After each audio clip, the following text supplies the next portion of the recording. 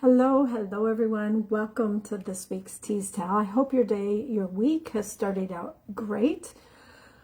Ours has, although the weather here today is a little bit goofy, but I am here to talk about, I want to put a picture in your head. You know, maybe there's a moment, and maybe you felt it too, when you turn that last corner, pull into a familiar driveway, or catch that first glimpse of that person that you've missed, and your heart just exhales. It's the kind of feeling that wraps you up like your favorite blanket. It's warm, it's grounding, and that, my friend, is the sweetness of reunion. I got back from Arizona a week ago today, after spending 4 months there. And always when you start to leave, it's a little bittersweet until you get to the end and start thinking about the things that you have at home. I know I talked about this a little bit last week. But whether you've been gone for a week, a few days, years, just a season, coming home hits differently. It's not just about geography. It's about heart. It's about connection. And if you're lucky enough to have a place or people who feel like home, you know exactly what I mean.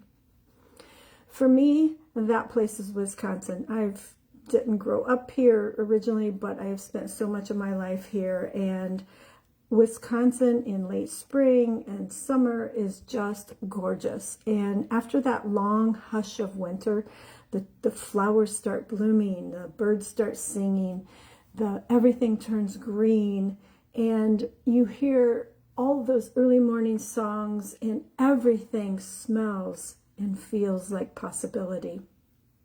It's like nature is having a reunion with sunlight and warmth and life. That's what coming back to Wisconsin feels to me. It's like coming back to center. It's not just about the landscape. It is the people. It all comes alive. The porches fill with laughter. The neighbors linger at the mailboxes longer. We find ourselves connecting not just with others, but with ourselves. And that energy is different. It's lighter and it's hopeful. But let's talk about the people. You know, the ones who truly see us, the ones who don't need a full explanation because they already understand. Reuniting with them, even after a time of distance, is like finding a lost portion of yourself. And I got to do that this last weekend too. And it really just warms your heart.